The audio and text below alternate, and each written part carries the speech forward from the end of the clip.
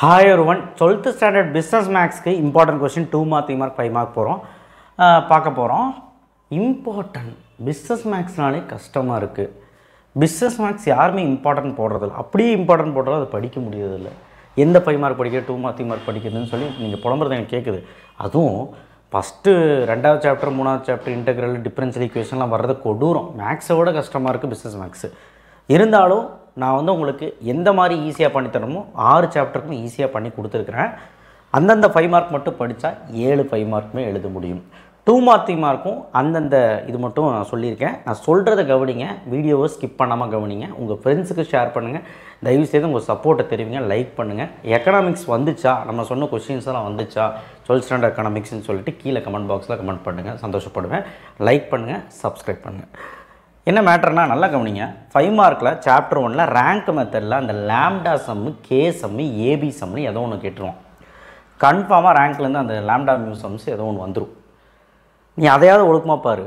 சாதா ரேங்க் கண்டுபிடிக்கணும், unique solution, infinity solution கேட்கலாம், அதையும் பார்த்துக்கோங்க.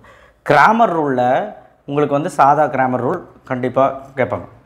அதுலேயும் கன்சிஸ்டன்சி இன்கன்சிஸ்டன்சின்னு கன்சிஸ்டன்சியில் யூனிக் சொல்யூஷன் அந்த மாதிரிலாம் இருக்குது. ஸோ அந்த மாதிரி சம்ஸும் இதில் கேட்குறாங்க, அது நான் கொடுத்துருக்கேன். இதுலேருந்து 3 மார்க் தான் கேட்பாங்க, 1.3ல் 1.1 1.2 தான் மோஸ்ட்லி நமக்கு 5 மார்க் வர்றதுக்கான வாய்ப்புகள் இருக்குது. இதுலேயே 2 5 மார்க் கேட்டுருவோம். ஸோ நல்லபடியாக படிச்சிங்கன்னா ஓகே. சாப்டர் 2 சாப்டர் 2 பொறுத்த வரைக்கும் உங்களுக்கு வந்து பார்த்திங்கன்னா ரொம்ப கஷ்டமான சாப்டர். நான் என்ன பண்ணி வச்சுருக்கேன்னு பாருங்கள். 2.9ல் 4 5, 2.7 2.78. சார் 4 சம் தான் கொடுத்துருக்கீங்க, வருமா? கண்டிப்பாக இதுலேருந்து ஒரு 5 மார்க் வரும். சாப்டர் 3யும் இன்டெகிரல் கால்குலஸ் 2 கஷ்டம். Consumer surplus, producer surplus formula படித்து எப்படி போகணுன்னு தெரிஞ்சால் போதும், இன்டெகிரேட் பண்ண தெரிஞ்சால் போதும். 8 9 10 11 எக்ஸாம்பிள் 3.29 இந்த 5 சம்மையும் ஒர்க் அவுட் பண்ணி கன்ஃபார்ம் ஒரு 5 மார்க். அடுத்து இந்த எக்ஸாம்பிளையும் பார்த்துக்க. எக்ஸைஸ் 3.1. இப்போ எக்ஸைஸ் 3.1ல் 3 4 6 1 இது 3.1ங்கிறது ஏரியா. இந்த ஏரியா சம்ஸ் நிறைய பேர் அவாய்ட் பண்ணுவாங்க புரியாதனால. இந்த பேரபால் கொடுத்து ஏரியா கண்டுபிடிக்கிறது, சர்க்கிளோட ஏரியா கண்டுபிடிக்கிறது, அதுதான் இது. ஸோ எக்ஸசைஸில் எக்ஸாம்பிளில் 3.5 3.6 3.8 இதுலேருந்து ஒரு 5 மார்க் கூட 3 மார்க்லேயும் கேட்பாங்க இது. ஸோ எக்ஸாம்பிளில் 3.18 26 வெரி வெரி இம்பார்ட்டன்ட். ஸோ இதுலேருந்தே உங்களுக்கு 2 5 மார்க் எதிர்பார்க்கலாம் இந்த 3.2 3.1 3.3ல். ஸோ எப்படி ஏறக்குறைய நான் இப்போ சொன்னதே 4 5 மார்க் வந்துடும். அடுத்தது ஈஸியான சாப்டர் இது சொல்லு பார்க்கலாம். நியூமெரிக்கல் மெத்தட்ஸ், அதாவது நியூட்டன் பேக்வர்ட் ஃபார்வர்ட் இன்டர்பிரிட்டேஷன், அதை லக்ராஞ்சி கண்டுபிடிக்கிறது. கண்டிப்பாக லக்ராஞ்சி சம் ஒன்று வந்துடும். நான் சாப்டர் 4க்கு அப்புறம் வரேன். சாப்டர் 5 தான் கை கொடுக்கும். அதுலேருந்து 2 5 மார்க் கோட்டலி கேட்க போகிறோம். லக்ராஞ்சி ஒன்று கேட்க போகிறோம், ஃபார்வேர்டு பேக்வேர்டுலேருந்து ஒன்று கேட்க போகிறோம். அப்போ 2க்கும் ஃபார்மேட்டு ஃபார்முலாலாம் தெரிஞ்சு வச்சுக்க. ஃபார்முலா தான் ரொம்ப முக்கியம். கேல்குலேட்டர் யூஸ் பண்ணிக்கலாம், ஒன்றும் பிரச்சனை இல்லை. 5.2ல் 4 5 6 8 10 11 இந்த 5.2ல் இருக்கக்கூடிய இந்த சம்ஸ் எல்லாமே நீங்கள் ஒர்க் அவுட் பண்ணி பார்க்கணும். எக்ஸாம்பிளில் இதெல்லாம் பார்த்துக்கோங்க. நியூட்டன் பேக்வர்ட் ஃபார்வர்ட், லக்ராஞ்சியில் 2 ரெசன்ட் சம். எக்ஸாம்பிளில் ஒரு சம், எக்ஸைஸில் ஒரு சம் தான் இருக்குது லக்ராஞ்சியில். லக்ராஞ்சியில் கண்டிப்பாக ஒரு சம் கன்ஃபார்ம். நியூட்டன் பேக்வர்ட் ஃபார்வர்டில் ஏதோ ஒன்று கன்ஃபார்ம். ஸோ இதில் தான் உங்களால் அடிக்க முடியும். இதுலேருந்து 2 5 மார்க் கன்ஃபார்ம். ஸோ சாப்டர் 4 அது ஏன் சார் இப்போ சொல்கிறீங்க, டிஃபரன்ஷியல் ஈக்குவேஷன் கஷ்டம் இல்லை. ஸோ 4.5ல் செகண்ட் ஆர்டர் டிஃபரன்ஷியலில் நல்லா கேட்டுக்க. இந்த எக்ஸைஸ் சம்ஸ் எல்லாம் போட்டு பார்த்து இந்த எக்ஸாம்பிளில் தெரிஞ்சால் போடு. பர்டிகுலர் இன்டெகிரல் காம்ப்ளிமெண்டரி ஃபங்க்ஷன் கண்டுபிடிக்கிறது ஈஸி, இன்டெகிரலோட ஈஸி. இதுலேருந்து ஒரு 5 மார்க் கன்ஃபார்ம். சாப்டர் 6 ஈஸிப்பா. மீன் வேரியன்ஸில் அந்த கே அப்படின்னு சொல்லிட்டு ஒரு சம் இருக்குப்பா கீழே லாஸ்ட் எக்ஸாம்பிள். அது ரொம்ப முக்கியமான ஒரு எக்ஸாம்பிள் இது, சரிங்களா? அதே மாதிரி எக்ஸைஸ்லேயும் ஒரு சம் இருக்குது. அந்த சம் கண்டிப்பாக கேட்பான், டப்பா போட்டு நமக்கு இருக்கும். ஏசம் கேசம்னு சொல்லிட்டு டப்பா போட்டிருக்கோம். ஸோ அதுவுமே கேட்குறாங்க.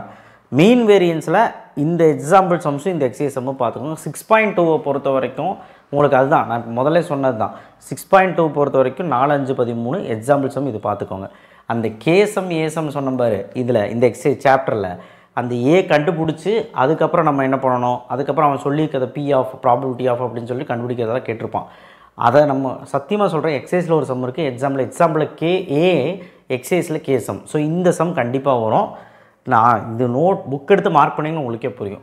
ஸோ அவ்வளோதான் 5 மார்க்ஸ். 5 மார்க்ஸை பொறுத்த வரைக்கும் 7மே எழுதுறதுக்கு நான் சொல்லியிருக்கேன். ஸோ இதை கோத்ரூ பண்ணிங்கன்னா போதும். 2 மார்க் 3 மார்க். சாப்டர் 1ல் கன்சிஸ்டன்சியாக இன்கன்சிஸ்டன்சியாக எல்லாமே தெரிஞ்சுக்கிட்டு ரேங்க் கண்டுபிடிக்க தெரியணும். ரேங்க்கில் சாதா சம்ஸ் கேட்பாங்க. அப்புறம் சால்வ் பண்ண தெரியணும். ஸோ அந்த மாதிரி சம்ஸ் எல்லாமே கொடுத்துருக்குறேன். ஏதோ ஒரு 2-3 மெத்தட் போட்டு பாருங்கள். ஐ மீன் 2 சம் போட்டு பாருங்கள் ஒவ்வொன்றிலையும். 1.2ல் கிராமரோவில் சின்ன சம்மு அண்ட் எக்ஸாம்பிள் சம் கொடுத்துருக்கேன். 1.3ல் டெஃபினட்டாக ஒன்று கேட்பான். இதுலேருந்து டெஃபினட்டாக ஒன்று கேட்பான் 3 மார்க்கில். ஸோ இதெல்லாம் பார்த்துக்கோங்க. இதிலே 2 3 மார்க் 2 2 மார்க் வந்துடும். சாப்டர் 2ல் 2 இன்டெக்ரல் கஷ்டமாச்சே. 2.5ல் இந்த 4 சம் பார்த்துக்கோங்க. 2.9ல் கன்ஃபார்மாக இந்த சம்ஸில் ஏதோ ஒரு சம் வரப்போகுது. நான் என்ன சொல்லியிருக்கேன், 2 எக்ஸைஸ் தான். அடுத்த சாப்டர் 3ல் 9 எக்ஸைஸில் 2 எக்ஸைஸ் சொல்லிக்கிறோம் பாருங்கள். சாப்டர் 3ல் 3.2ல் இதெல்லாம் பார்த்துக்க. இதுவும் கஷ்டமான சாப்டரு அப்படின்னு சொல்லி விட்டுறாத. சாப்டர் 3ல் 3.2ல் இந்த 4 சம்மு, எக்ஸாம்பிளில் இந்த sums. So marginal revenue, demand function and total revenue function சொல்லிட்டு கேட்பான்.